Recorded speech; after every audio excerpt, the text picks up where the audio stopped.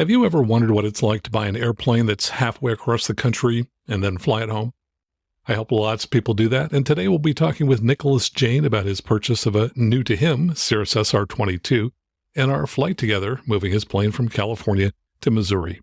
Hello again, and welcome to Aviation News Talk, where we talk in general aviation. My name is Max Trescott. I've been flying for 50 years. I'm the author of Max Trescott's G1000 and Perspective Glass Cockpit Handbook, and a couple of other books, and the 2008 National Flight Instructor of the Year. And my mission is to help you become the safest possible pilot.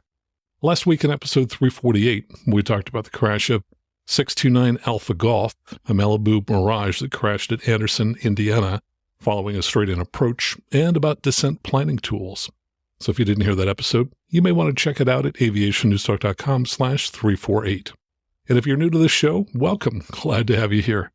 And so that you can hear us next week, take a moment right now on whatever app that you're using and touch either the subscribe key, or if you're using Spotify or the Apple Podcast app, the follow key, so that all future episodes are downloaded for free.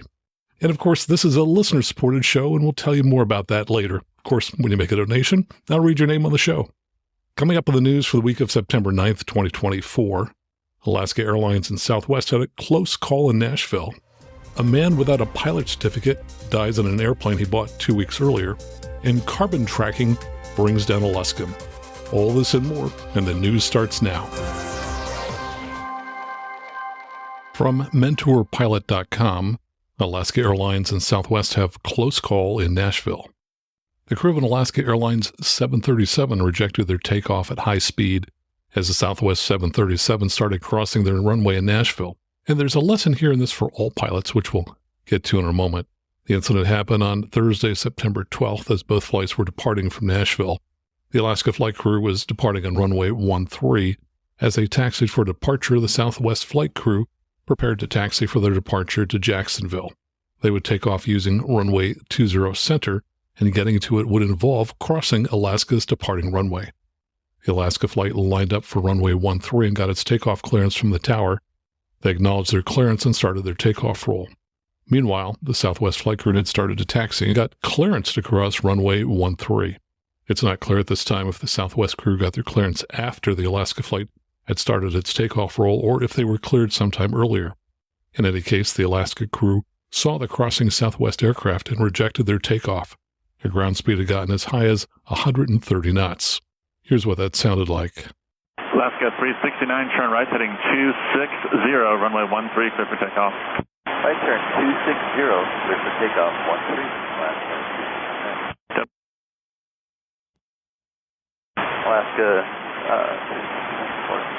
Alaska 369, cancel takeoff clearance. Alaska 369, can you make the left turn there at Tango 4, or what are your intentions? Yeah, we can do left at Tango 4. Alaska 369, left turn there and contact ground plane owner. Ground plane owner. The Alaska aircraft slowed safely and exited the runway. It was before the point where the Southwest aircraft had crossed in front of them. However, the intense braking caused a rise in temperature of the 737's brakes and its main gear tires. Aircraft wheels have safety valves called fusible plugs that melt to release pressure when the temperature rises too high. The intense braking of this rejected takeoff caused several of these valves to open, deflating the Alaska 737's tires.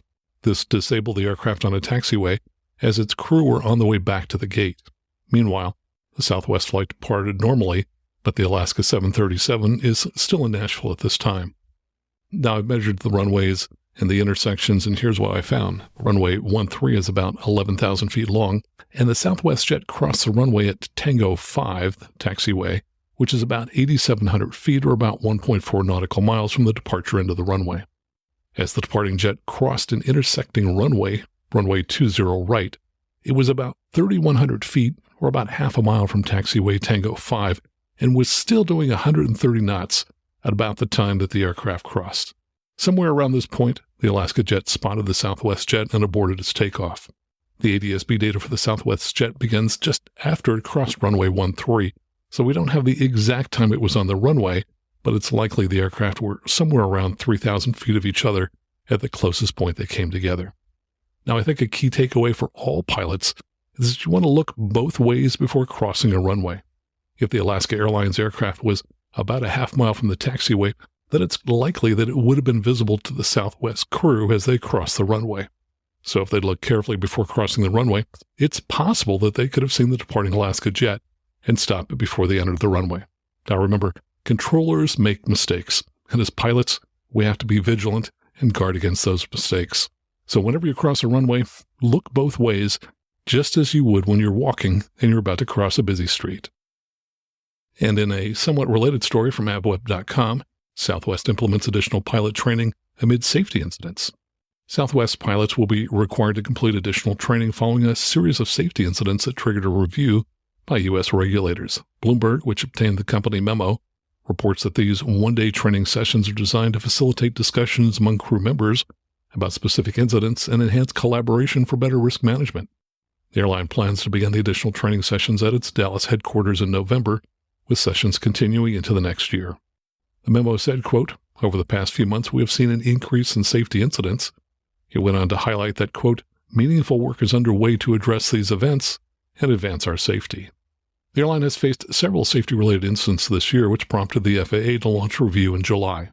In April, a Southwest 737 MAX 8 came within 400 feet of the Pacific Ocean during a landing attempt at Lihue Airport in Hawaii. In May, another jet experienced a phenomena known as a Dutch roll in flight, and in June, a Southwest aircraft descended to about 500 feet while still 8 miles from its intended runway at an Oklahoma City airport. Earlier this week, FAA Administrator Mike Whitaker, who we've had on this show in the past, commended Southwest's proactive approach, calling it a healthy sign, and noted that the carrier has tended to be in front of the issue as this has developed. Meanwhile, the FAA says it's nearly finished with conducting a similar safety review of United Airlines. From aeronews.net, unlicensed pilot dies in newly purchased Apex Cross 5X. And this comes from the preliminary NTSB report. On September 2nd, about 12:15 Central Time, an Apex Cross 5X weight shift trike, November 223 Charlie Lima, was substantially damaged when it was involved in an accident near Columbus, Nebraska. Pilot sustained fatal injuries. Witnesses saw the trike take off from a rural field near the pilot's residence. Another pilot was flying another trike nearby and was providing guidance via radio to the accident pilot. He witnessed the accident trike become inverted and impact the garage of a residence. The trike wreckage was transported to a secure municipal facility for examination.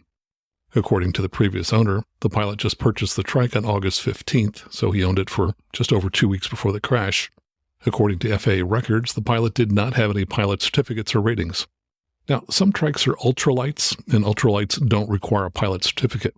However, the maximum empty weight to qualify for the ultralight category is 254 pounds, and when I searched online, I found that the Apex Cross 5 has an empty weight of 352 pounds. So apparently this unlicensed pilot was flying illegally. Another news story names the deceased pilot, who it says was 50 years old, and it says that this is the third fatal crash of an aircraft in Nebraska over the course of a week, following 2 other crashes that happened just hours apart near Wayne and Crofton during the prior week. Now let's take a look at those crashes. From asnflightsafety.org, on August 26th, about 9:31 Central Time, Piper PA-28-140, November 9626 Kilo, was destroyed when it was involved in an accident near Wayne, Nebraska. The private pilot was fatally injured. The flight originated from Norfolk Regional Airport, OFK, and departed to the northeast, presumably to return to Buffalo, Minnesota. The airplane had been hangared as a transient at OFK for the weekend. The FBO manager stated that the airplane was refueled by the pilot at the self-service fuel pump prior to departure, but he did not observe the pilot check the weather at the FBO. The pilot rated landowner, whose property the airplane impacted, stated the clouds were at about 100 feet above the ground when he initially heard the airplane fly by. Several minutes later, he heard the airplane at a very high RPM, followed by a loud pop and silence afterwards. A black plume of smoke appeared, and he eventually located the airplane in his cornfield. Examination of the airframe, engine, and propeller at the accident site did not reveal any pre-impact anomalies. The FBO manager stated that weather at OFK at the time of departure was mostly clear skies with 10-plus miles of visibility. A surface observation taken about 7 miles southeast of the accident site recorded ceilings at 600 feet AGL near the time of the accident. A preliminary review of weather radar for the time and place of the accident showed a band of precipitation moving across the area. Flight track data showed the airplane traveling below 1,000 feet AGL. And also from asn.flightsafety.org, on the same day at 8:41 a.m. or about 50 minutes earlier, Iran's S-19 airplane, November 519 Juliet Romeo, was destroyed when it was involved in an accident near Crofton, Nebraska. Pilots sustained fatal injuries. Now, I looked up the Iran's S-19 as I wasn't familiar with it. It looks a little bit like a Grumman Tiger, and it's a light sport kit aircraft. About 8:30, while over Yankton, South Dakota, the pilot made a telephone call to a friend to inquire about the weather and airport options. The pilot reported that he was unable to land in Yankton due to the weather, as the pilot did not hold an instrument rating. The friend suggested to the pilot that he head southwest about 77 nautical miles to Albion, Nebraska, as the automated weather reporting at the airport showed he could land under VFR. At 8:35 a.m., automated weather observation at Albion reported clear skies and 10-mile visibility. The friend stated that the pilot seemed calm and did not mention if he was in IFC. After the phone conversation, the friend sent a text to the pilot at 8:42 a.m. stating that the weather in Columbus, Nebraska was showing VFR. The 8:56 a.m. observation at Columbus reported the same clear skies as Albion. During the same period, the 8:25 weather observation at Yankton, Chan, Gurney Municipal YKN, 13 miles from the accident site, reported a broken ceiling at 200 feet AGL and a visibility of 1/4 mile with fog and light rain. The aircraft was found around 9:30 in an agricultural field by local law enforcement. First responders stated that the weather at the accident site was fog with a visibility of about 50 feet.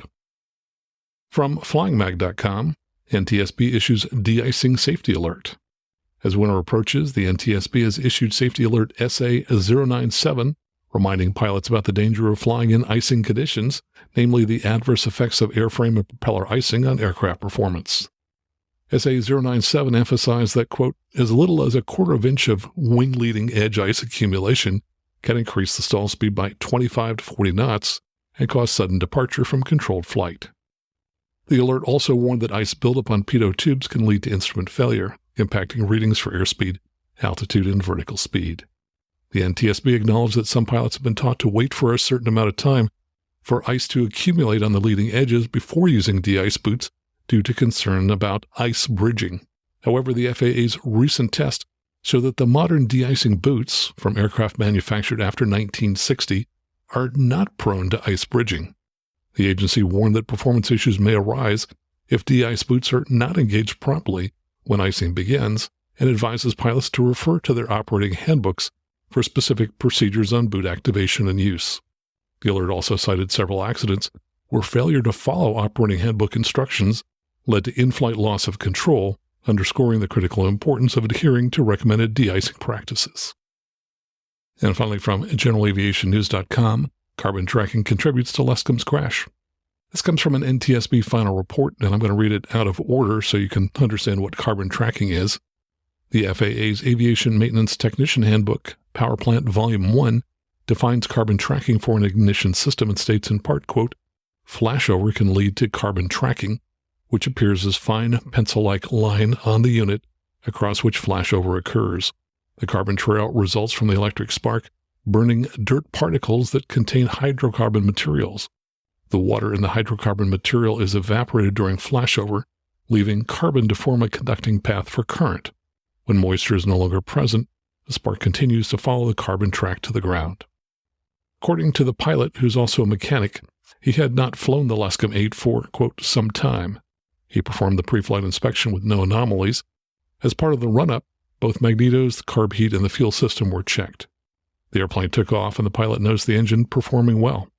The aircraft climbed to about 400 feet AGL, and the pilot initiated a left turn. About halfway through the turn, the engine sustained a total loss of power. The pilot reported that there was no cough or sputter, and the engine just died. He attempted to troubleshoot the loss of engine power to no avail. He maneuvered the airplane for a forced landing to an open field. He then realized the airplane would not make the open field and maneuvered it for a wooded area. The pilot, who sustained minor injuries in the crash, was able to get out of the airplane on his own. The pilot told investigators that when the engine lost power, it was operating at full power. He assessed that perhaps a short occurred in the ignition switch, which resulted in the loss of engine power. A post-accident examination revealed that the airplane was not equipped with a starter. The ground to the key-operated ignition switch was found disconnected. The pilot surmised that he may have pulled off the ground lead when he removed the ignition switch from the panel. P-leads for the left-right in both positions were checked with a multimeter. The readings for the P-lead varied from open to closed, along with varying resistance readings. The ignition switch was then disassembled, and carbon tracking, a buildup of carbon that interferes with electrical continuity, was observed. A substantial amount of carbon tracking was found inside the ignition switch, particularly on the contacts. The contacts in the switch were then cleaned, and the switch was reassembled. P-leads were checked again with a multimeter. The variable readings were no longer present, and the ignition switch appeared to function normally. The pilot told the investigators that while the ignition switch was not originally installed by the manufacturer, it had been put in the airplane over 40 years ago. According to the manufacturer, the maintenance requirements for an ignition switch are based on condition. Well, that's the news for this week. Coming up next, a few of my updates, including our video of the week. And then later we'll talk with Nicholas Jane about our trip last week moving an SR22 from California to Missouri. All right here on the Aviation News Talk podcast.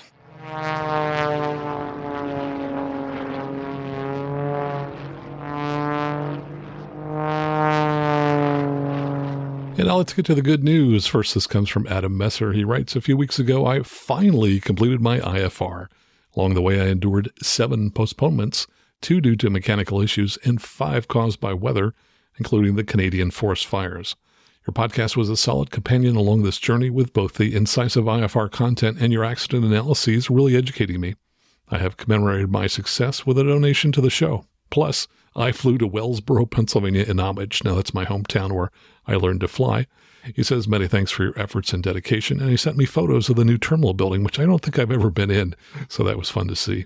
Thanks so much, Adam. And from Munich, Germany, congratulations to Arthur Romijan.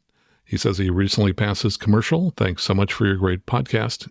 You regularly remind me that I still have so much to learn as a pilot. Thanks so much, Arthur. And yes, there's so much more that we all can learn as pilots. It's so important to just keep learning. And now let me tell you about our video of the week. This is a video that was posted on Facebook by Michael Wolf. Now, I've met him before. He's the former president of Sporties, which you probably know is a large company that sells pilot supplies. The video shows a runaway Luscombe that's doing circles on its own on the ramp of a unnamed airport. So apparently someone hand-propped this aircraft to start it, but didn't properly tie it down or chock it. And there are 2 guys who are watching the plane, one of whom attempts to grab a wing strut, but then falls away as the airplane continues to circle. And there are lots of airplanes parked nearby, so it's a real possibility that this runaway aircraft could stop its circling and hit one or more of those airplanes. So it's a potentially dangerous situation. And it's resolved in a rather novel way by someone driving a minivan. And the comment suggests that the driver was Sporties founder Hal Shevers, which wouldn't surprise me as I've met him a couple of times. And he seems like a take charge kind of guy. So you got to see this video. It's really quite remarkable. And you can find it by going out on the web to aviationnewstalk.com/video. And that link for our video of the week is on the same page that you can use to sign up to become a supporter and start supporting the show. So when you go out to view that video of the week, take a look at the top of that page, and you're going to find 4 different ways that you can sign up to support the show. Those include signing up via Patreon, PayPal, Venmo, and Zelle. And if you sign up to support the show monthly via Patreon, you'll see there are various tiers starting at $8 a month. And you can also make one-time donations via PayPal, Venmo, and Zelle. And when you do, I'll read your name on the show. Thanks so very much for your support. Now, coming up later when we talk to Nicholas Jane, we're going to talk about our various stops across the country, one of which was in Wichita, where we had a great experience, though he didn't mention the name of the FBO, and I want to mention them right now, and that's Yingling with a Y, Aviation in Wichita. Now, I've actually been there twice in the last 2 weeks. I was there with Nicholas in the SR22, and then I was there again a few days ago in a Vision Jet. Both times, great experience. What's great about it? Well, on our first visit, our turnaround time on the ground was really quick, which is helpful when you're trying to dash across the country. Also, they have a Subway, the sandwich shop, right there inside the FBO. So I was able to grab what turned out to be my dinner. Didn't take very long to get that. So it's a really great place to stop, and I highly recommend it. When we were there a few days ago, we actually stayed overnight, and the Hilton Hotel is walking distance from the FBO. It's incredibly close by. And once again, I stopped at Subway the next morning and bought what was to be my lunch later in the day. So anyway, just wanted to let you know about that good experience that we had. Now, here's a surprising experience that I had a few days ago in the Vision Jet. And I'll talk more about this next week, but I've just spent the past 6 days flying around the country with a new pilot, and I'll be doing that again next week. In fact, I leave for the airport in about an hour to start doing it all over again. We were planning to fly to Las Vegas, to the main airport, the Harry Reid Airport there. And when we called up to get our clearance, we were told that there was a ground stop in effect, and we were given an expected time, which was about 4.5 hours later. So it was around 6 o'clock at night. So we wouldn't have been allowed to take off until about 10:30 at night. So we changed our plans to land at Henderson, and I saw a NOTAM that said that prior permission is required. And when the pilot went to sign up online for that prior permission to land at Henderson, he discovered that if he had failed to do that, there was a $1,000 fine, which I've never heard of before. So clearly things were rather busy in Las Vegas this past week, but just, word to the wise, if you're flying there, check out ahead of time to make sure that no prior permission is required and that you can get in there when you want to get in there. Now, the next morning when we went to take off from Henderson, it was still pretty hot. It was 30 degrees C or 86 degrees Fahrenheit about 9:30 in the morning when we were leaving. So we planned ahead, and we made sure that we were very light on fuel. Instead of going out at max gross weight of 6,000 pounds, we went out at about 5,500 pounds. And that shortened our required takeoff distance by about 800 feet, which was great. That helped considerably. And the big challenge was figuring out which runway to use, because we had to decide whether to take off uphill with a headwind or take off downhill with a tailwind. And it's not obvious which is going to be better. We ran all of the calculations using the performance tables and concluded that taking off uphill with the headwind was going to be the best solution. But then the winds changed, and we lucked out, and we were able to take off downhill with a headwind. So it took a lot of running of the tables to figure out what we wanted to do. But then, of course, at the end, it all changes. The winds change. So just a good reminder, anytime you're in a situation where you've got higher altitudes or you've got higher temperatures, definitely run all of those performance calculations and also take into account the slope of the runway. Coming up next, our conversation with Nicholas Jane, all right here on the Aviation News Talk podcast.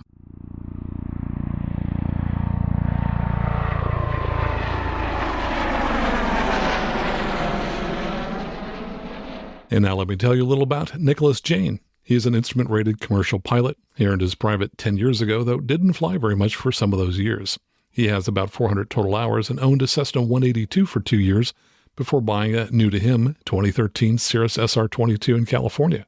He's a prosecutor in southeast Missouri, and now here's our conversation with Nicholas Jane. Nicholas, welcome to the show. I'm excited to have you here. Thanks for having me, Max. I'm excited to chat about our trip. Well, we had great fun, and I always end up with a closer relationship with people that I spend multiple days shoulder to shoulder with as we fly across the country. It's kind of a fun thing to do. But for starters, tell us about how you came to buy an SR22 and how you plan to use it. So my wife and I are having a baby soon, about a month from now. And so probably 3 or 4 months ago, we started looking at different airplanes. Right now, I'm flying a Cessna 182.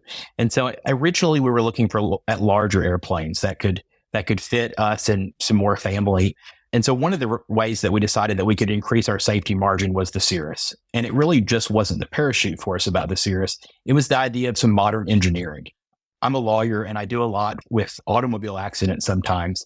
And I know that sometimes in motor vehicle crashes with modern cars, they look worse, but they're much more survivable than they were half a century ago. Yeah, it's funny you mentioned that. I just commented to someone recently that I would love to have an old 1950s car, but I'm not sure I'd want to drive around it because I think my safety, would decrease. So tell us a little bit about the buying process. Did you have anybody help guide you through that, or did you kind of figure out yourself how to do it? What did you do? I figured a lot about buying out on my own. I looked at ads and I contacted some brokers.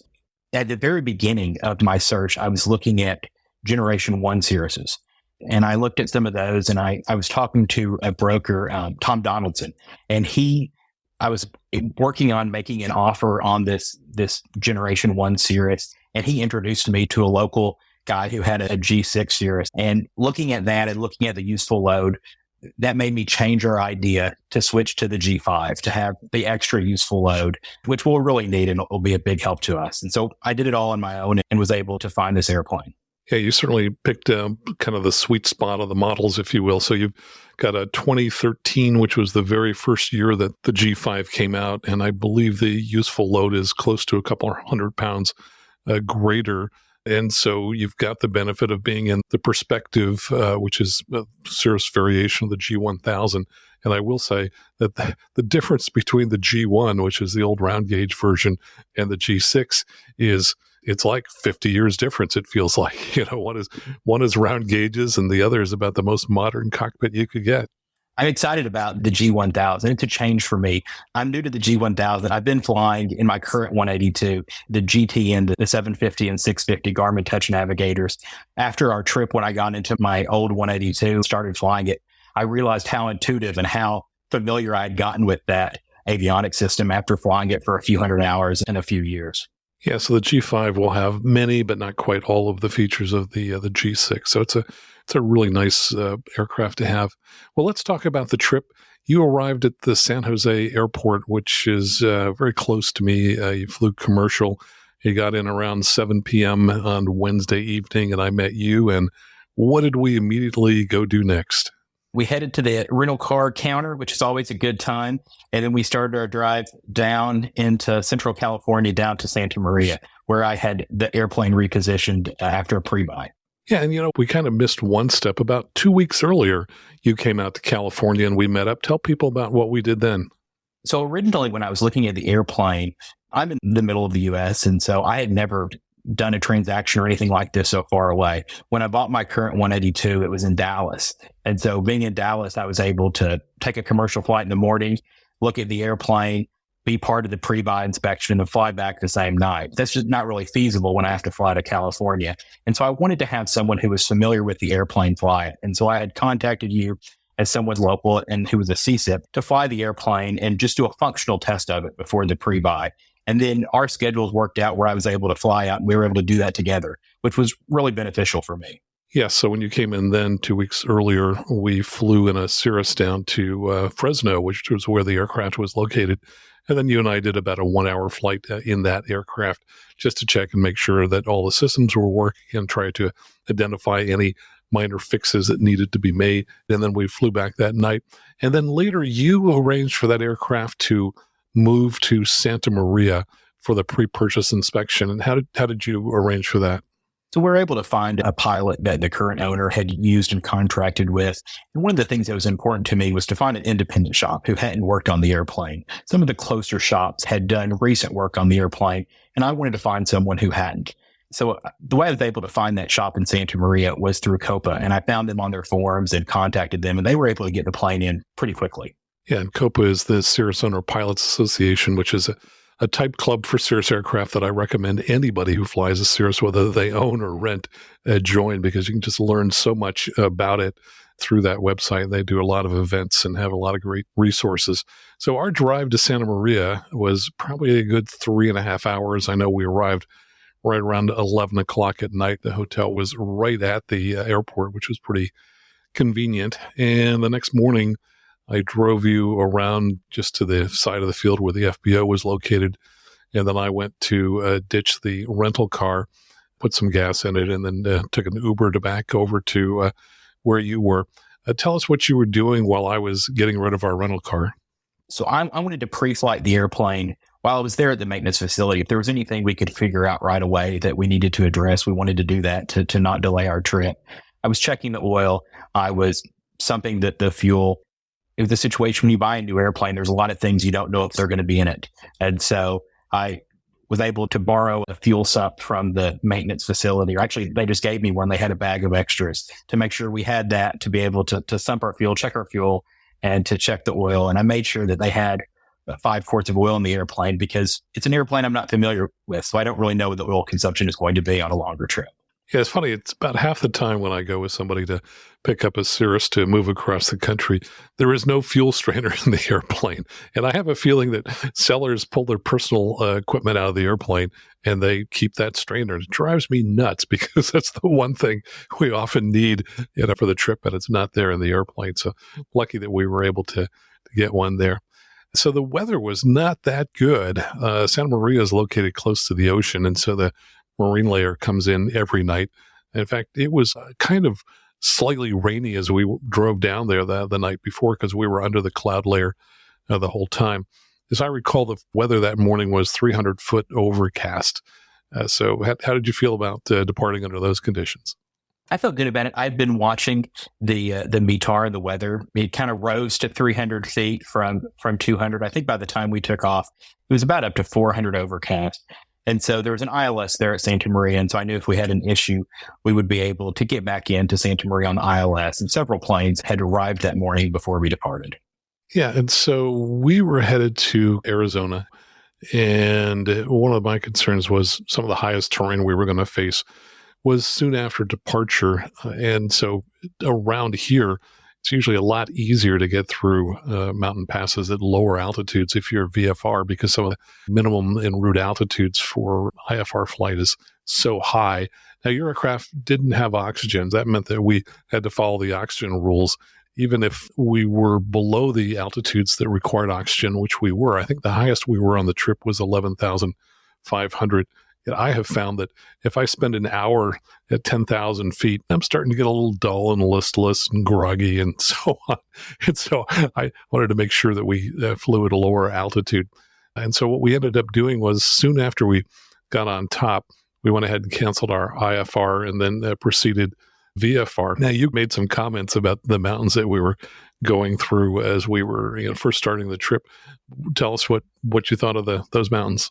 Was just very different from the flying that I do, mostly in the middle of Missouri. I mean, the vast majority of my flying it's within a few hundred miles of the Mississippi River, and it's very flat. And so I was not used to that. Later in the trip, whenever we departed out of Albuquerque, that was really the first time I had experienced the updrafts and downdrafts that come with being closer to terrain like that.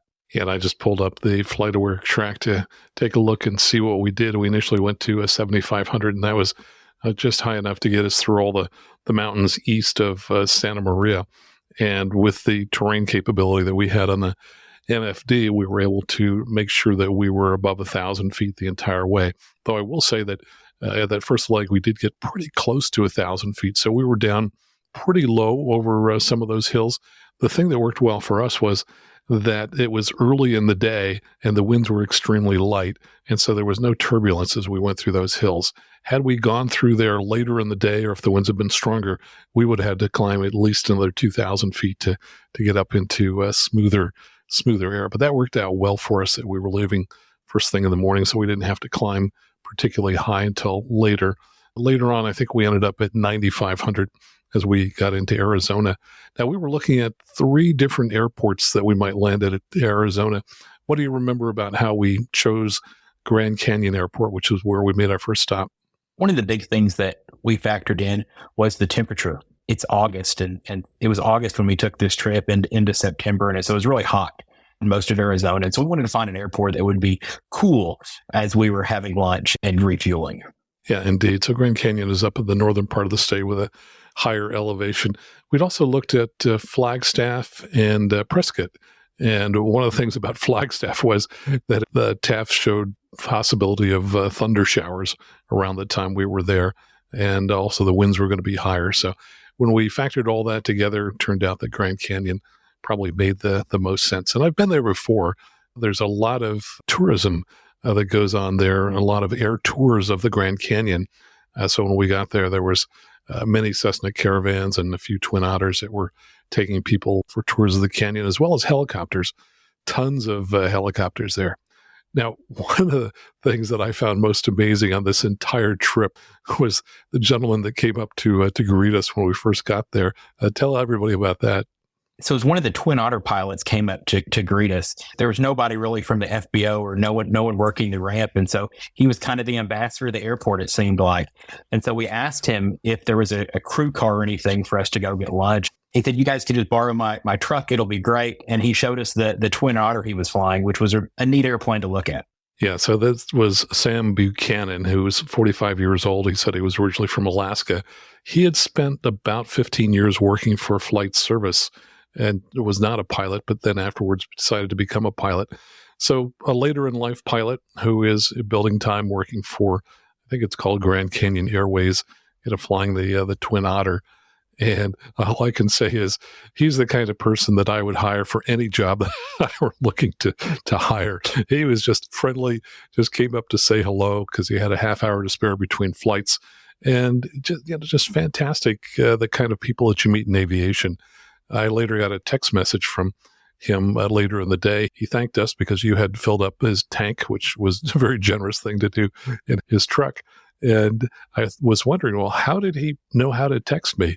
And his text message said, I contacted my friend and mentor, Greg Brown, and got your phone number from him. Now, Greg is a mutual friend, and I guess he probably just guessed that since Greg had been the 2000 National Flight Instructor of the Year, that Greg probably knew me, which turned out to be the case. We talked from time to time. So that was probably one of the most surprising but most delightful moments of the entire trip. But I think everybody we met everywhere was incredibly friendly, but Sam really set the standard. Absolutely. It was nice to meet him and see his airplane. And I've never met someone who worked for flight service before. That's not really a service that I use much. Yeah, there's no question. We talked about how the number of calls to flight service have declined considerably over the years. Well, let's talk about the next leg. So it was getting to be later in the day. And so we had 3 different airports in mind. Always great to have a plan A, plan B, plan C. Along the route, we had Gallup, New Mexico in front of us, and then Albuquerque, and then Amarillo. And we felt that we could probably stop at any of those. So what do you remember about that leg? The thing I remember most about that leg was how much the terrain varied as we were flying through New Mexico and how the landscape changed. We were also checking the terrain using the perspective avionics, and we were checking the weather because we knew there was some weather to our south and to our east, and we wanted to avoid that. And as we progressed, the weather to Albuquerque always looked good, checking the TAPs and checking the radar. But in Amarillo, it looked a little worse. And as we approached Albuquerque, it was clear just from using our own eyes that the weather was starting to build up beyond Albuquerque. We had been flying more than 5 hours at this point in the airplane, and so we made the decision to spend the night in Albuquerque. Yes, I would say there were 2 factors. One was the weather, where we could look ahead and see, there's some clouds out there. And we knew that from the NEXRAD display that there were some light scattered showers out there. But the big factor in my mind was fatigue. As we were approaching Albuquerque, I could just feel that my energy level had suddenly started to come down. It was like, you know what? That's always a good sign to stop early. So Albuquerque was in the middle of the 3 airports, and that's kind of how we chose them. They were all along the route. Any of them were possible. And we looked at Amarillo as kind of our aspirational destination, which was, if everything went well, yes, we'll continue on there. But always makes sense to pull over when you're tired. Absolutely. It was a good decision to wait it out in Albuquerque. Indeed. So the next morning, we decided to go to Wichita. You had picked that as being something that was virtually on the direct route to St. Louis. And I suggested that we depart VFR just to save a little bit of time. What do you remember about climbing out from Albuquerque on our departure? So we were climbing out from Albuquerque. We climbed out through the East Pass there. And that was when I had never flown in the mountains before. And I was surprised at how much pitch inputs were required to keep us on the correct airspeed to climb out. It was a beautiful view, and it was interesting to do that. Yeah, so I think initially what we did was we left the configuration at flaps 50. I continued to climb out in somewhere between 90 and 100 knots, as that gives really the best initial climb rate out of a Cirrus. In fact, when I did a mountain flying course about a week earlier at Truckee, the CSIP there had recommended exactly the same thing. And over the years, that's what I've noticed as well, is that if you raise the flaps and go to VY, that you just don't gain as much altitude in the short term as you do as if you stay in that full power flaps 50 VX configuration. So that gave us a good start. Then as we headed toward the mountains, I could see that we had a headwind. And since the mountains were ahead of us, that meant that we were going to have downdrafts because we were on the leeward side of the mountain. So initially, rather than doing a kind of a direct track toward the low spot in the hills, I had us fly a little bit further south first just to give us more time to gain more altitude. If we'd gone directly for that low spot, we would have been at a lower altitude as we approached it. And we would have also been closer to the highest peak over which the winds were coming, which would put us in an area of greater downdrafts. So by flying further south, it kept us away from that tallest mountain, kept us away from the biggest downdrafts, and gave us more altitude by the time we finally approached the pass. And you're right, we were going continually through a series of updrafts and downdrafts, which required very large pitch changes. So initially I was telling you, pitch down, keep that airspeed, and then pitch up. Let's get back to VY after we had raised the flaps and go ahead and ride that elevator up, which is pretty much what people do within gliders. When they get a column of rising air, they slow up so that they stay in that column of air a longer period of time. And that's kind of what we were doing. And so I felt like you were getting a little bit of mountain training on our flight home, which was great.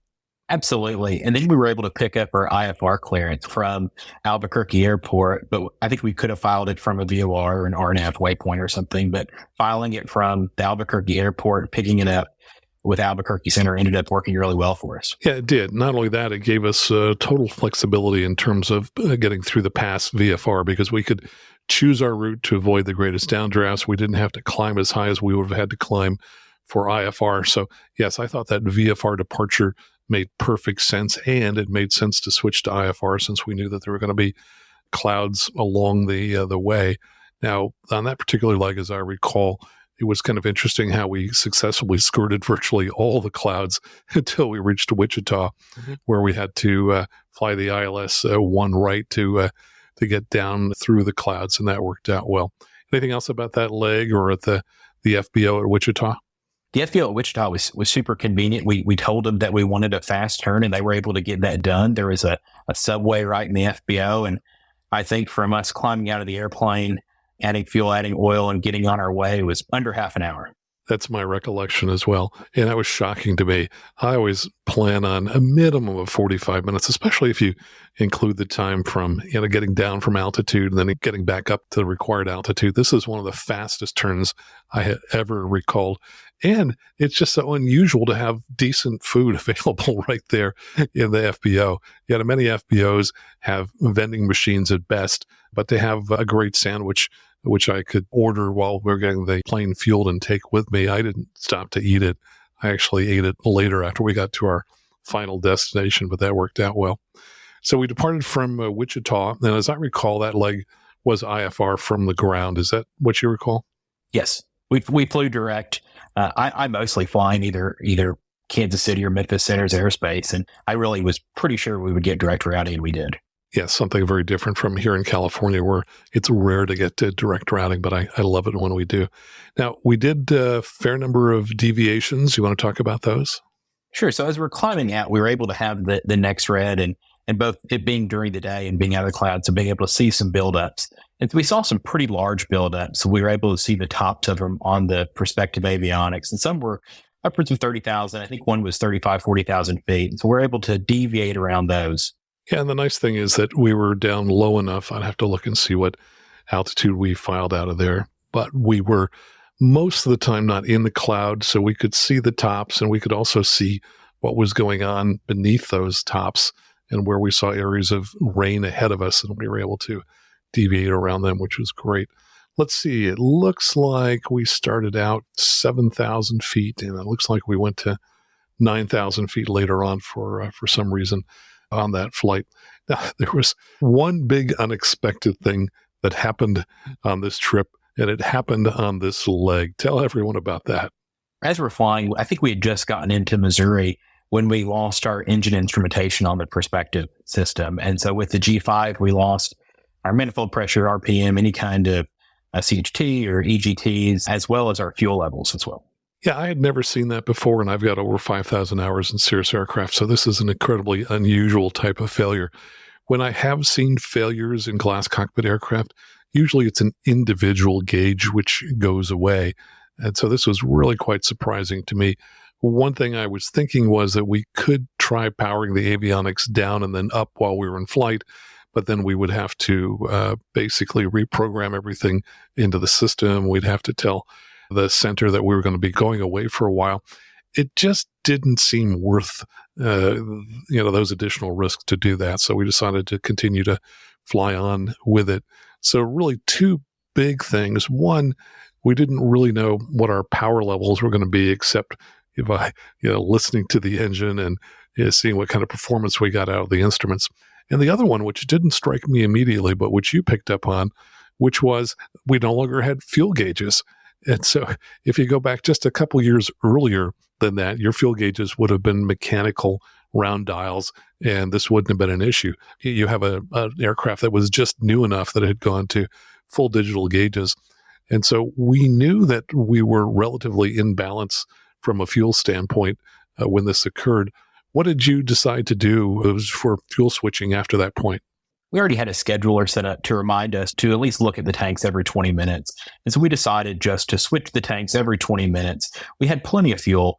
More than likely, I think we could have left the tank on one tank and still landed with fuel, not had exhaustion. But it just made good sense to every 20 minutes switch the tanks, as we knew we were basically balanced whenever we lost that instrumentation. Yeah, that was about a 2-hour leg. I think we flew without engine gauges for over an hour, probably close to an hour and a half.